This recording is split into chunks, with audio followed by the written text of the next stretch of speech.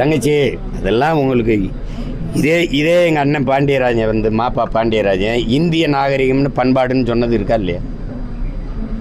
இல்லையா இந்திய பண்பாடுன்னு சொன்னார். இந்திய நாகரிகம்னு சொன்னவர் அவர் தான். அதை எதிர்த்து அறிக்கை கொடுத்தவன் நான். மறுபடியும் ஐயா எடப்பாடி முதலமைச்சராக இருக்கும்போது அவரை போய் சந்தித்து ஐயா அண்ணன் பேசுகிறது தப்பு, இது நல்லா இல்லை அப்படின்னு சொன்னபோது இல்லை நான் சொல்கிறேன் இனிமேல் பேச மாட்டாருன்னு சொல்லி மறுபடி மாற்றினாங்க. இவங்க திராவிட நாகரிகம்னாங்க, அவங்க இந்திய நாகரிகம்னாங்க. அம்மா நிர்மலா சீதாராமன் வந்து என்ன சொன்னாங்க? இந்திய நாகரிகம்னாங்க. ரெண்டு பேருக்குமே இந்த பெருமையை, இந்த உண்மையை ஏற்க மனசில்லை, இந்த பெருமையை தமிழனுக்கு விட்டு கொடுக்க மனசில்லை. இவங்க ரெண்டு பேரும் இந்த அது எடுத்தாங்கல்ல, அந்த பொருளை முதல்ல எங்கே கொண்டு வச்சாங்கன்னு நினைக்கிறீங்க? எல்லாம் பெங்களூருக்கு போச்சு. நான் போய் பார்த்துட்டு சத்தம் போட்டேன், என்னதை எடுத்துகிட்டு போய் பெங்களூரில் இருக்கியா கொண்டு வைக்கிறேன் நீனு, இங்கேயே ஒரு அருங்காட்சியகம் கட்டி வைக்க முடியாதா அப்படின்னு ஒரு அடிப்படை கேள்வி தானே. இவ்வளோ பெருமை பேசுறீங்கள ரெண்டு பேரும் என்னதுன்னு. யாராவது நீங்கள் வரலாற்றில் 2 ஏக்கரில் ஒரு இனக்குழு கூடி வாழுமா தங்கச்சி? குறைஞ்சது 300 ஏக்கர் 400 ஏக்கர் 500 ஏக்கரில் தான் கூடுவான். ஒரு கிராமம் எவ்வளோ பெருசில் இருக்கு தம்பி சொல்லுங்கள்? ஒரு கிராமத்தில் எவ்வளோ பெருசில் வாழ்வான் ஒரு கிராமத்தில் குடியிருப்பு? 2 ஏக்கரில் இருக்கிற மனித வாழ்விடம் இருந்திருக்குமா? நீ ஏன் 2 ஏக்கரை தோண்டிட்டு நிப்பாட்டிட்ட?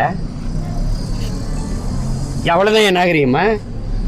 அங்கே இருக்கிற ஒரு 200 ஏக்கர் 300 ஏக்கர் பரப்பளவு தோண்டிப்பார், என் தொன்மம் தெரியும்ல. நீ சும்மா ஒப்புக்கு தோண்டிட்ட, இது தெரிஞ்சு போச்சு இது தமிழங்க, நீ இது வந்து அந்த பெருமையை விட்டுறக்கூடாது அப்படின்ட்டு ரொம்ப நெருக்குனீங்கன்னா ஆமாம் 5500 ஆண்டுக்கு முன்னாடி தமிழர்கள் இரும்பை பயன்படுத்தியிருக்கிறார்கள். அப்புறம் இங்கிட்டு போனால் தமிழ் அறிவியல் மொழி இல்லை என்றடே.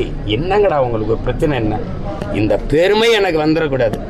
தமிழன் மூத்த குடி, உலகின் தொன்மையான மொழி தமிழ், உலகின் மூத்த இனம் தமிழ் இனம்ங்கிற பெருமை தமிழனுக்கு வந்துடக்கூடாது. அது தவிர உங்களுக்கு என்ன இருக்குது?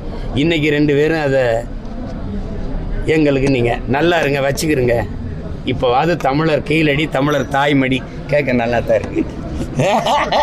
இல்லைன்னா விழுக அடி, அதுக்காக சொல்றீங்க வேற ஏதாவது. இந்த வள்ளூர் கோட்டம் வந்து 80 கோடி ரூபாயில இப்போ புதுப்பிக்கப்பட்டு மறுபடியும் ஓப்பன் பண்ணியிருக்காங்க. சிஎம்க்கு பாராட்டு விழா வந்து அது மக்களுக்கு எந்த வகையில் பயனுள்ளதாக இருக்கு? வள்ளுவருக்கு கோட்டம் இருக்குது, சிலை இருக்குது, குரல் படிக்க ஒரு கூட இருக்காங்கிறதான பிரச்சனை. குரல் படித்து அதன் வழி நடக்க இன்னைக்கு வாய்ப்பு இருக்கா? அது இருக்கா? வள்ளுவ பெருமகனார் நமக்கு தந்தருளிய மறைமொழியில் இல்லாத வாழ்வியல் நன்னறி உலகத்தில் எங்கேயும் இருக்கா? ஆனால் அதுக்கு வாய்ப்பு இல்லையே தங்கச்சி. தமிழ் படிக்கவே வாய்ப்பு இல்லாத ஒரு சூழலை உருவாக்கிட்டு அரசு பள்ளியில் தான் இருந்தது, அதுவும் இல்லை. இப்போ அதுவும் ஆங்கில வழியாக மாற்றிட்டீங்க எல்லாத்தையும். சரி, வரவேற்போம். நாளைக்கு இப்போ இந்த பாஜக நடத்துகிற முருகர் மாநாட்டில் யோகி ஆதித்யநாத் கலந்துக்கிறதா சொல்லியிருக்கிறாங்க சார், எப்படி வரவேற்பீங்க? அது அவங்க வரவேற்பாங்க, அவங்களுக்கு விருந்தினர். நமக்கு அதில் உடன்பாடு இல்லையா தம்பி. முதல்ல இந்துக்கும் முருகனுக்கு என்ன தம்பி சம்பந்தம் இருக்குது தம்பி? யாராவது சொல்லுங்க தம்பி, முருகன் இந்துவா தம்பி?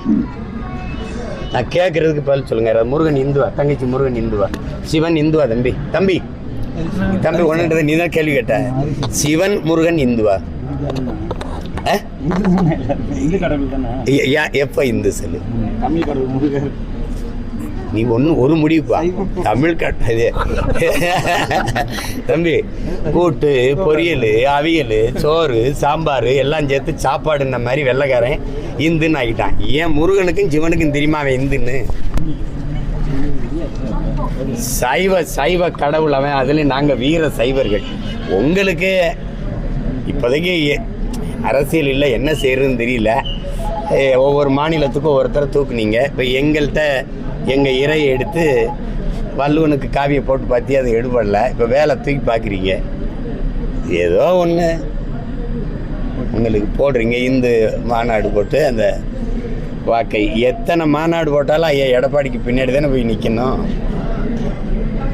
என்ன தங்கச்சி? அவரே சொல்கிறாரு, நானே முருக பக்தன், என் பேரே பழனிசாமின்னு. இந்த முருகனை கும்பிட்டு அந்த பழனிசாமிக்கு பின்னாடி தான் போய் நிற்கணும்.